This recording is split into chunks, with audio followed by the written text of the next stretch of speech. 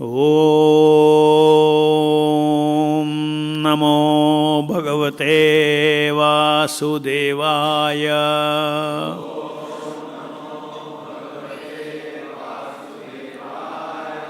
Reading from Srimad Bhagavatam, 4th Canto, Chapter 13, text number 10. Jadanda Badironmata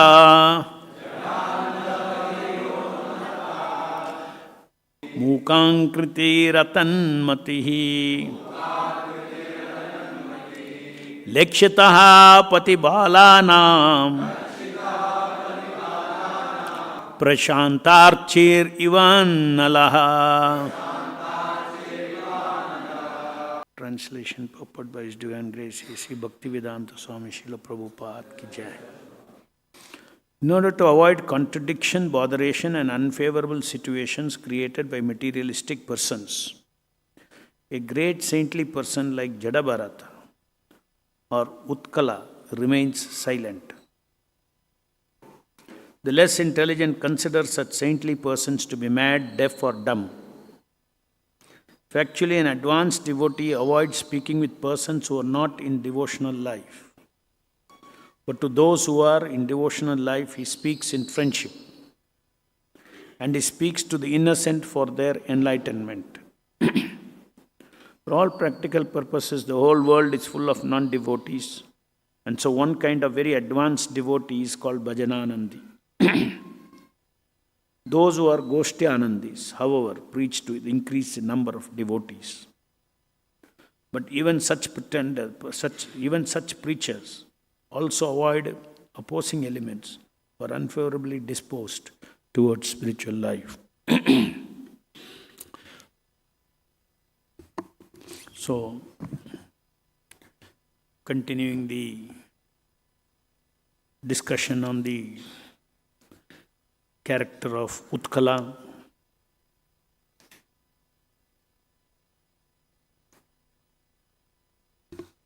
The eldest son of Dhruva Maharaj.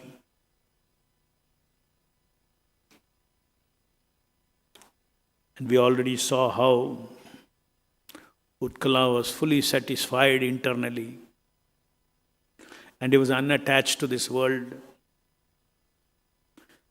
And he could see, he was in constant vision of him engaging in devotional service of the Lord, free from attachment to the material body and things attached to the material body, this material world. So practically, he was situated in self-realization, though outsiders could not make out his elevated state of consciousness. He was constantly seeing himself and the Lord, seeing the Lord and himself being engaged in devotional service. The last part yesterday, we didn't complete the discussion.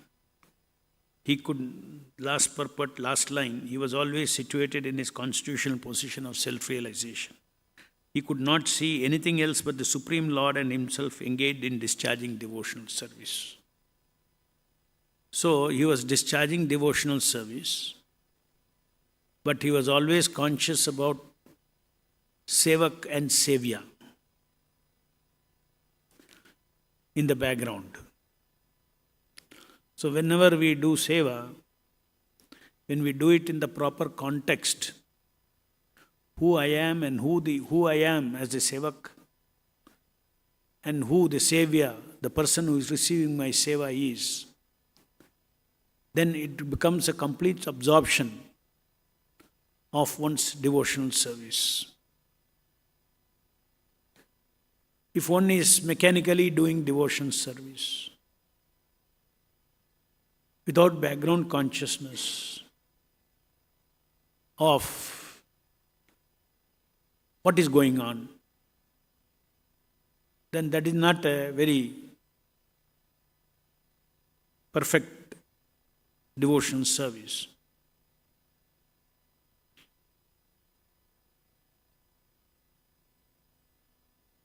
So this advanced stage is described here, that one not only performs devotional service, but is constantly aware of himself doing that service to the Supreme Lord. So generally we think service means activity. It is correct, but that activity has to be backed with the proper consciousness of the context, because then it becomes very personal. Otherwise it becomes impersonal. Just like chanting. Chanting is a doing of chanting and hearing. Japa is a doing of chanting and hearing. Chanting the sound and running your knowing as the sound appears. So that is a doing. Doing is done by the foreground mind. Whereas, while doing that, our background mind has to relate with what is going on in the foreground mind. The foreground mind is a seva. And the background mind is the sevak and the savior.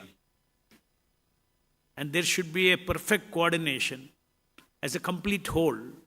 Sevak engaging in seva of the savior.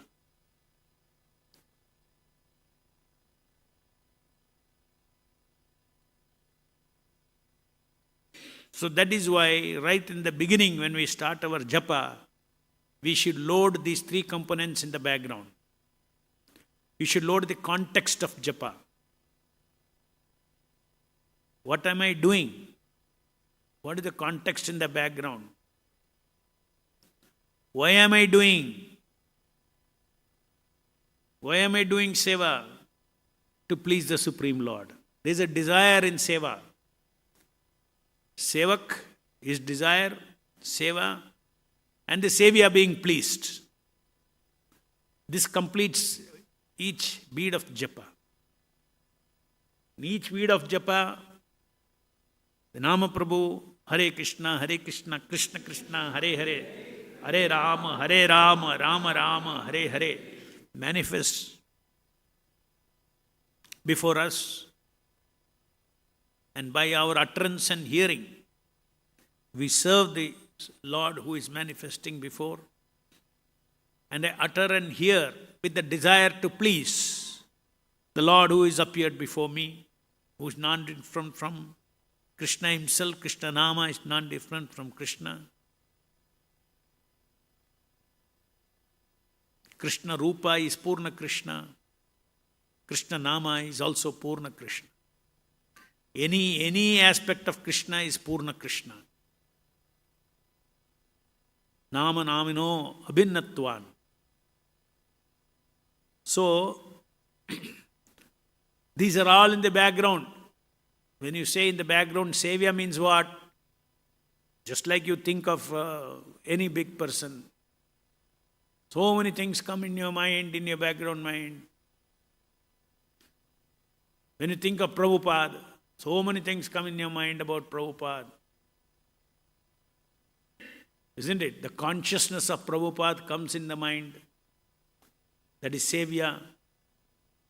Similarly, when you do japa, when we think, when we chant, the Lord is before me. The Lord is before me, that consciousness is where? It is in the background. It's a context. It is Savior. The awareness of Savior is that He is the Nama Avatara. So many things associated with it. Yes, He is incarnating in the sound I utter. And I associate with Him when He enters into my heart.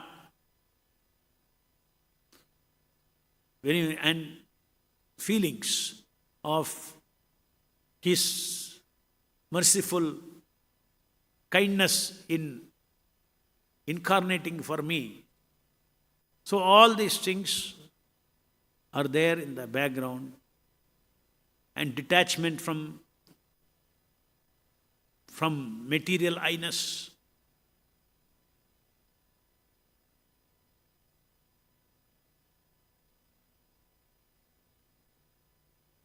Material I-ness, material doerness, doingness. Means when one thinks I am the body, then there is a consciousness of material I-ness and material doing. I am doing. I am doing is correct. The spirit is doing. My social ego is not one who is doing. It's the spirit which is driving the social ego, even if it is so.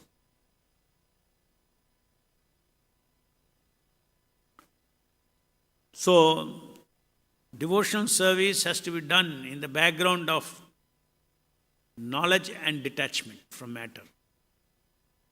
Detachment from matter and transcendental knowledge. And transcendental knowledge is not different from transcendental feelings. As soon as you have, Supreme Personality of Godhead, you have perfect knowledge, all the feelings connected with perfect Supreme Personality of Godhead also manifest. So here once again I'll read. He was always situated in his constitutional position of self-realization, and he could not see anything else but the Supreme Lord and himself engaged in discharging devotional service. It's a very nice prescription to do japa. Nothing else should be in our mind. We should practice. Here he is situated in a liberated platform. Very naturally he is in this situation. But we cannot be in that situation, but we are sadhakas, but we have to practice during japa. Keep away everything else, but I and the Lord. I and Nama Prabhu. That's all. Push out everything and no other doing. Your doing of chanting and hearing His name. His name is everything. What else you need at that time? No other thinking. Hear each sound features. The Lord has incarnated in the features of the sound. It's not a feature like sound. Hare is there, Krishna is there, Krishna is there, Hare Hare.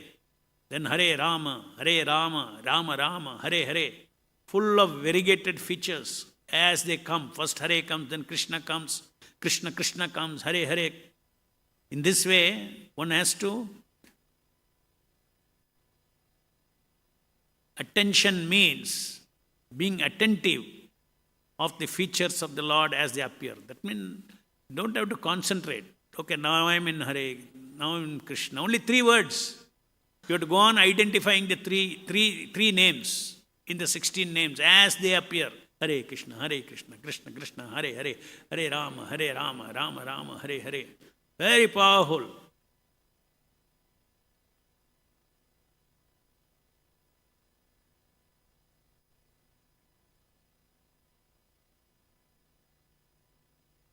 So at least we can practice. We should practice. Japa is a nice opportunity to practice. Cutting off everything else. Now coming to this next verse. Utkala appeared to be less intelligent person on the road, to be people on the road, to be foolish, dumb, deaf, etc. And it is explained here that it remained like fire covered with ashes without blazing flames. He was already awakened. It was a fire. But he chose not to interact with the world. He chose not to interact with the people. Just like Jadabharat. He also chose that. And the world always thought that he is mad, that he is dumb, he is blind, he is eloquent, he is deaf. Because he was insensitive to everything. He was not reacting to anything. So therefore they all thought he is dead, mad. Therefore they did not. So they decided that his younger brother will go on the throne than him. So Prabhupada explains in this purport that there are two kinds of advanced devotee. There are one kind of, for all practical purpose, the whole world is full of non-devotees. And so one kind of very advanced devotee is called Bhajananandi. Those who are Goshti Anandis preach to increase the number of devotees. We keep hearing these two words, Bhajananandi and Goshti Anandi, repeatedly. We keep hearing that. So, Goshti Anandi means one who is completely absorbed in direct relationship with Krishna in terms of his bhajana. That means he goes into seclusion and chants the holy name of the Lord or does Leela Smaran, whatever it is. He is completely in that particular platform of spiritual elevation, and that is called Bhajananandi state. Now, Goshti Anandi. Goshti Anandi are, first of all, let us apply these two terms to two types of advanced devotees. Not two types, they are both advanced devotees who make their choice. One makes the choice to be absorbed directly in Krishna's bhajana, whereas the other makes a choice to increase the number of devotees by preaching. In other words, of course, both are devotional service. One is 24 hours, he is taking care of his spiritual association with Krishna. But the Goshti Anandi also, first of all, we cannot apply these two terms strictly to all of us.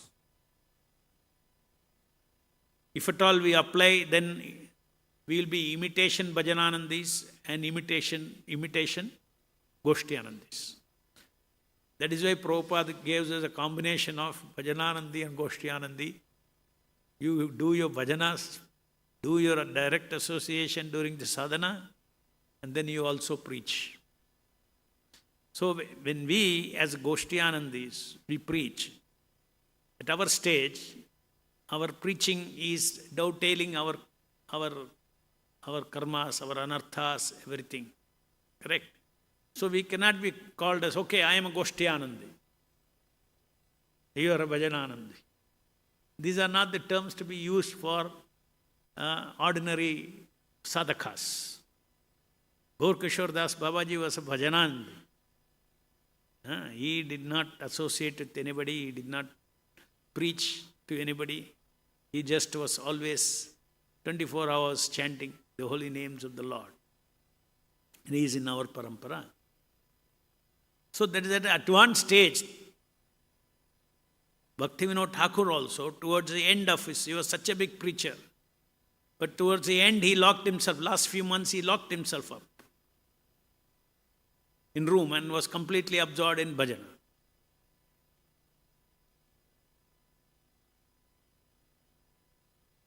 So, these are all the activities of the pure devotees. So, both are equally different tastes of serving the Supreme Personality of Godhead as chosen by that advanced devotee.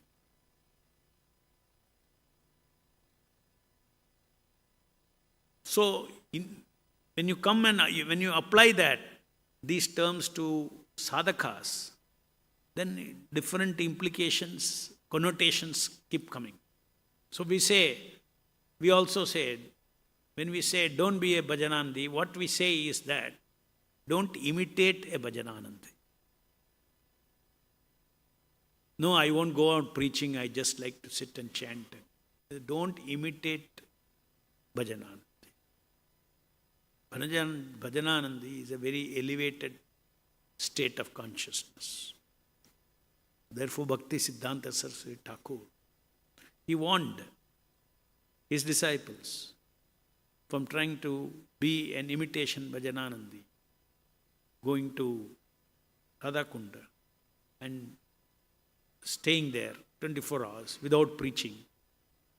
And then he said, this will just simply, it will not be true. One cannot practice. Now, one may go with that desire, with imitation. But he will not be able to practice. Because the forces of Rajoguna and Tamoguna are so powerful that will impel the devotee, such a sadhaka, who is not completely free from anartha, to give, will be forced to indulge in things which the karma bijas are there in our heart. They rise up, and then association with opposite sex, association with, all kinds of things. It can go to such a low level of degradation that as Bhaktisiddhanta Saraswati Thakur used to say, okay, what are these Babajis? So-called Babajis. There are real Babajis, that is different. So-called Babajis who are after keep women. So-called Babajis who smoke bidis. So these are all upper sampradaya people. And they were heavily chastised by Bhaktisiddhanta Saraswati Thakur. So we should understand that this is a science of bhakti. If we are preaching Krishna consciousness, we are following in the footsteps of Srila Prabhupada, his instructions, and we do not want to imitate either Prabhupada or Gaur Kishore Das Babaji.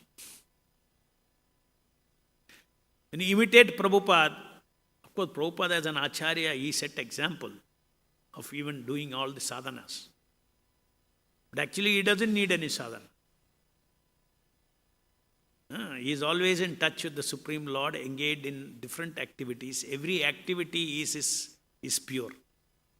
Every activity is performed from the platform of Jivan Mukta or transcendental, liberated personality. Prabhupada is a liberated personality. From the liberated platform, he was doing service, he was preaching, he was handling finance, he was organization matters, management matters, everything Prabhupada was handling. That doesn't mean that he is not in bhajana. From his elevated state, he chose that. That is also bhajana. Everything is, Prabhupada said, my chanting, my working is also chanting, my hearing is also, my management is also chanting, my translation is also chanting. Everything is bhajana.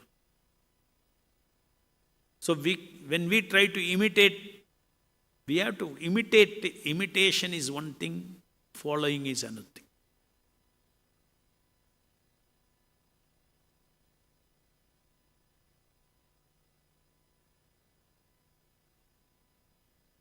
So imitating Prabhupada means that you neglect your sadhana. You only Prabhupada is preaching spirit. Prabhupada's preaching spirit. And then you do your chanting, you don't do your anything, regulated devotional service, and you want to preach. And you cheat yourself, saying that I only want to preach, no. So I'm neglecting this. When you imitate like that, when you imitate the imitation, not that we don't have preaching spirit, when you imitate Srila Prabhupada's preaching spirit, without following, imitation and following, anusarana. What is anusarana? Yes, have preaching spirit. You should have preaching spirit. You used to criticize, my God brothers don't have the preaching spirit.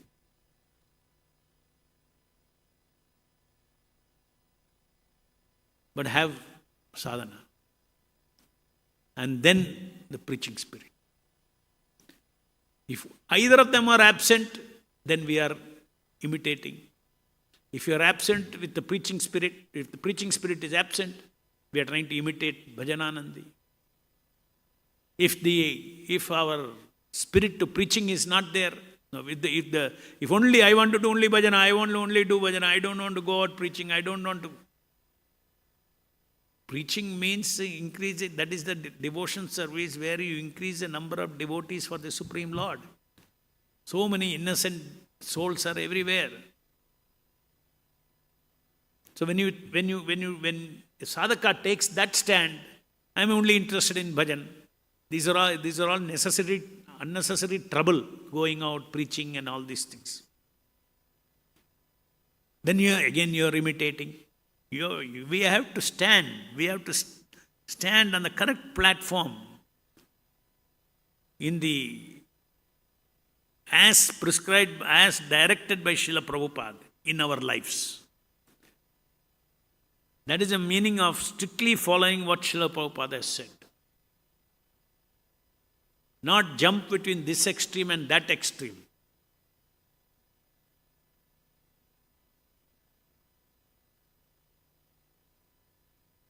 So, we should be very careful that we do not misuse these terms, Bhajananandi. And there are some places where Prabhupada says people want to imitate. Maybe the word imitate is not written, but he said they want to be Bhajananandis. We should understand the spirit. That doesn't mean Bhajananandi is a contamination. Exclusive Bhajananandi is very rare. In our parampara itself, Gaur-Kishore Das Babaji, probably even Jagannath Das Babaji.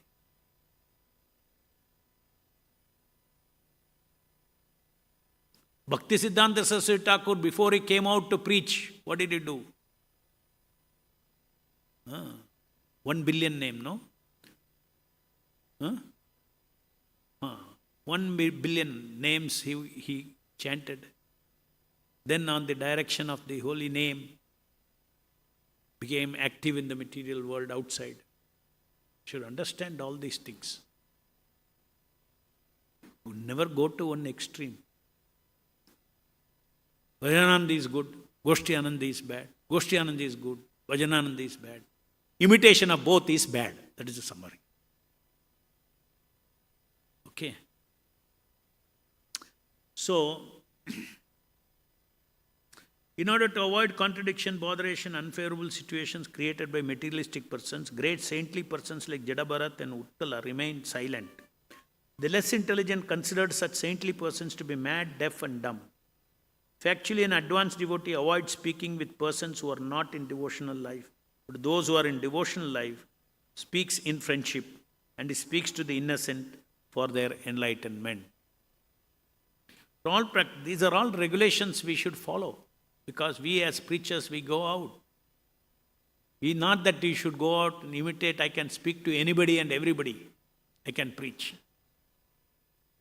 You have to preach according to your limitations. Your limitation is your spiritual advancement. Therefore, you should always, first choice is innocent people who won't give their contamination to you. Whereas you can give Krishna consciousness perspective to them, change their mind. Otherwise, their contamination, their consciousness, karmi consciousness. A karmi means what? Contamination of material desires. Contamination means what? He is living for material desires, fulfilling material desires. That is his motto of life. That's a karmi. Jnani, what is his motto? He is living for mukti, liberation. Why I am suffering? Why I am entangled in this? How can I get out of the matter? I am spirit. I want freedom from this material variegatedness. He wants mukti, liberation. So he is also having desire. So when we associate with Jnanis also, we get this kind of they transfer this kind of impression about what life is meant for. Life is meant for liberation. Yogi, karmi, jnani, yogi, we associate with yogis, they're after mystic powers. That is their goal in life. I should attain mystic powers. All of them have different kinds of material desires. Then only when it comes to bhakta, nishkama, he wants to please Krishna. So we want to make more and more devotees. We want to, among all these, innocent people are there. We should not get contaminated by their life aspirations. Unconsciously we get. They're foolish. We are intelligent. We have an intelligent desire in life. They have a foolish desire in life. We are saved by Prabhupada.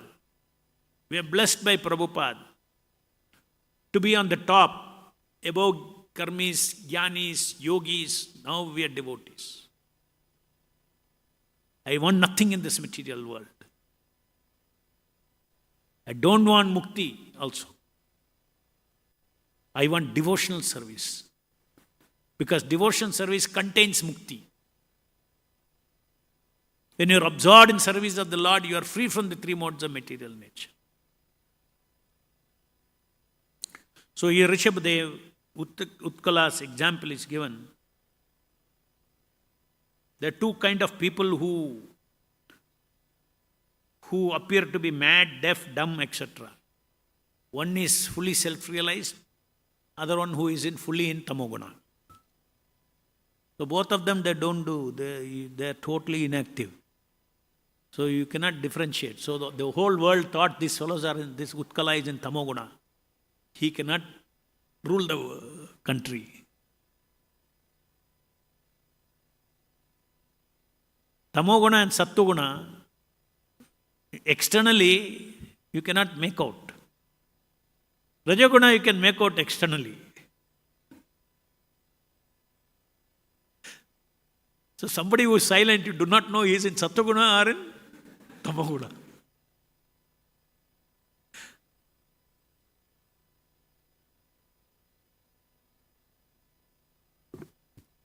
Any questions?